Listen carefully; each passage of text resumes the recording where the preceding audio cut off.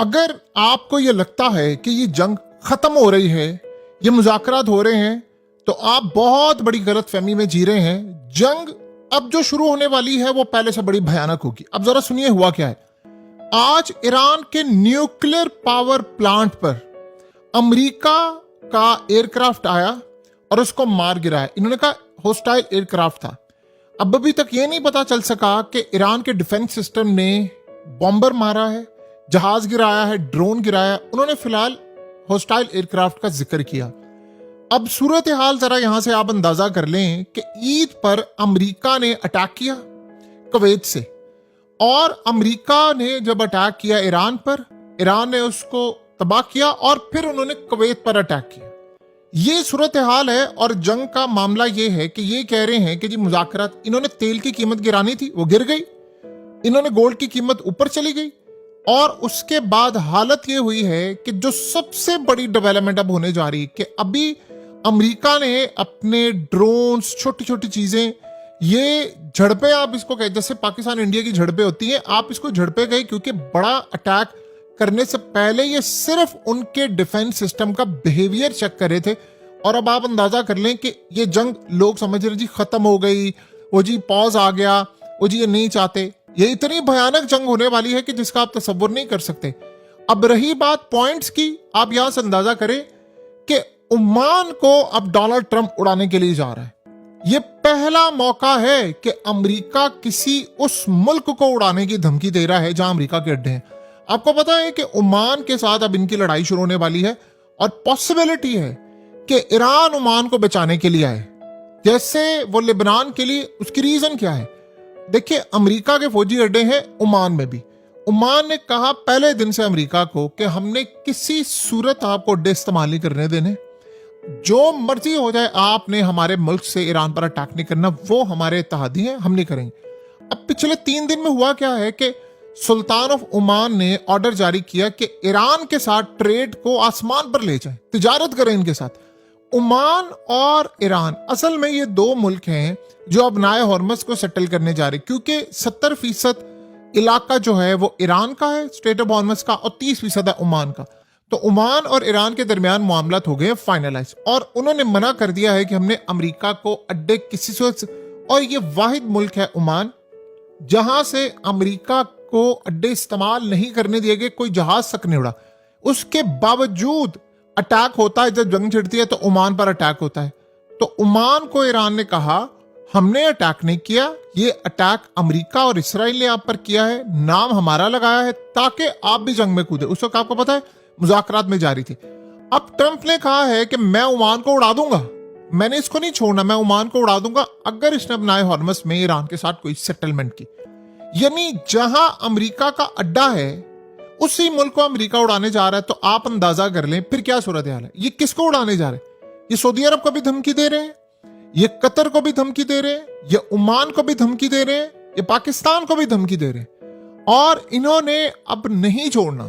ये अगर आपकी और हमारी गलत फहमी है किसी वजह से कि ये चुप करके बैठ जाएंगे, इन्होंने शर्त रखी है कि आप इजराइल को तस्लीम करें, जो मर्जी हो, आपने इसराइल को हर सूरत तस्लीम करना है, जो मर्जी हो जाए आपने इसराइल को तस्लीम करना है, वरना आपको किसी सूरत नहीं बख्शा जाएगा। अब इसराइल को तस्लीम करने से तो बहुत सारे ममालिक ने इनकार कर दिया, अब ये अटैक करें। ये सिर्फ तैयारी कर रहे हैं, इन्होंने किसी भी वक्त अटैक कर देना है। अब ईरान पर ये बड़ी जंग शुरू हो जानी है। सोचिए, आप अंदाजा करें, न्यूक्लियर पावर प्लांट वाली साइड पर अगर आपने ड्रोन या कोई चीज मारने के लिए एयरक्राफ्ट भेजा है, तो बाकी आप सूरत हाल का अंदाजा लगा सकते हैं कि चीजें क्या है। और इनको अब तकलीफ क्या है। देखिए, जो इजराइल को तस्लीम करेगा ये उसको छोड़ेंगे, जो नहीं करेगा उस पर बमबारी करेंगे। अब क्या ईरान ओमान को बचाने आएगा? डेफिनेटली बात है। अगर अमेरिका ने या इजराइल ने कल को ओमान पर कोई अटैक किया तो ईरान उसको बचाने आएगा, और पॉसिबिलिटी है कि ओमान, ईरान की फौजें या कोई मुस्तकबिल के अंदर अगर ऐसी सूरत हाल होती है तो ईरानी जाकर वहां पर उनकी हिफाजत करें, क्योंकि अब ईरान वो लेवल पर पहुंच चुका हुआ है कि जहां पर यानी वो किसी को भी शिकस्त दे सकता है। और ये भी पॉसिबिलिटी है कि ओमान आजाद हो जाए और वो कह दें जी हम तो चाइना के साथ खड़े हो जाएंगे, हम तो रशिया के साथ। उन्होंने कहा हमने कोई अमेरिका को अड्डे इस्तेमाल नहीं करने देने।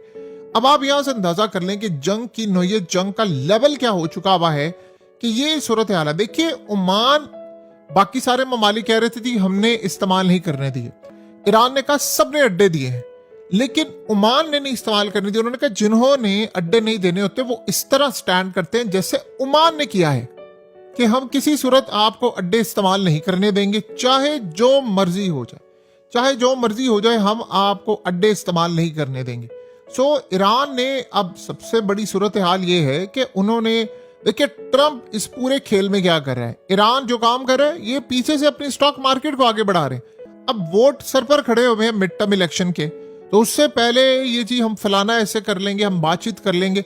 उस चक्कर में मिसाल के तौर पर ट्रंप क्या कहता है, ट्रंप सारी दुनिया को कहता है स्टॉक खरीदो। मिसाल के उसने कहा डेल खरीदें, डेल के स्टॉक खरीदें, और बाद में पता ये चलता है कि इन लोगों ने खुद अरबों डॉलर्स के यानी स्टॉक ले लिए। और 27 मई को अचानक ऐलान होता है कि डेल को एक कॉन्ट्रैक्ट दे दिया गया है उनकी फौज का, पेंटागन का। उसके बाद आप शेयर की वैल्यू देखें, यानी 120 अरब डॉलर मार्केट में आगे चली गई। ये इस तरह इस जंग से पैसा बना रहे हैं ईरान के खिलाफ, कभी डेल को प्रोजेक्ट दे रहे हैं, कभी फलाने को दे रहे हैं, और पैसा वो बनाते जा रहे हैं। इस पूरी लड़ाई के अंदर अब ये सबक सिखाना चाहते हैं ओमान को कि तुम्हारी जुर्रत किस तरह हुई कि तुम अपनाए हॉर्मस में काम करो। देखिए असल बात ये है कि अब ये तकसीम करना चाहते हैं। इजराइल क्या चाहता है, गल्फ कंट्रीज को तकसीम करें।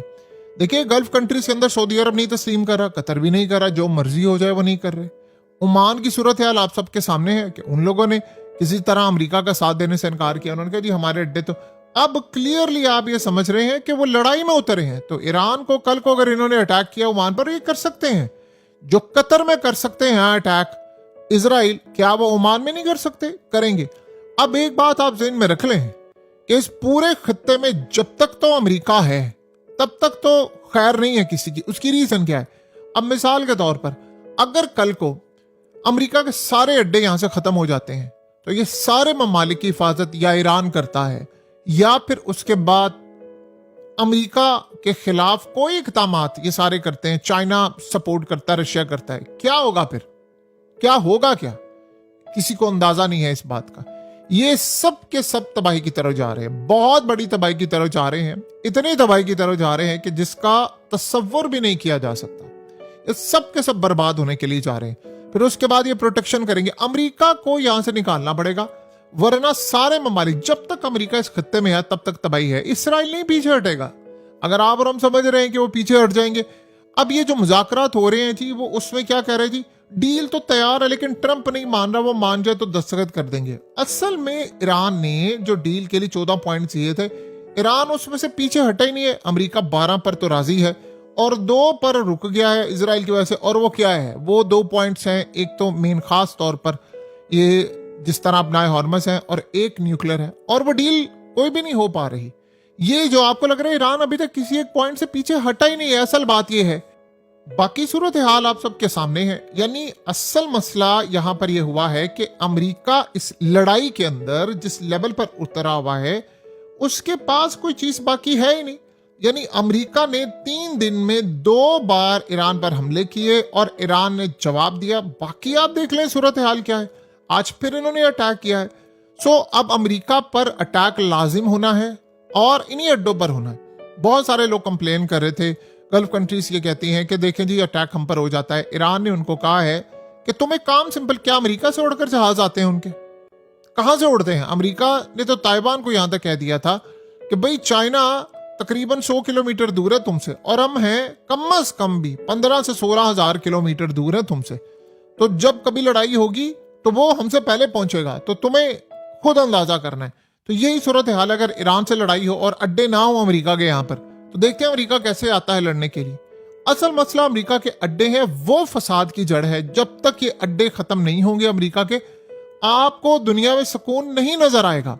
अमेरिका के अड्डों को हर सूरत जाना होगा, अदरवाइज ना ओमान बचेगा ना कोई और सूरत हाल। और उसको बचाने के लिए अब ईरान को आगे आना पड़ेगा। उसके अलावा कोई सूरत हाल आपको ऐसी नजर नहीं आ रही कि यहां पर आपको जरा सा भी कोई सुकून होता हुआ नजर आएगा। ये सवाल ही पैदा नहीं होता।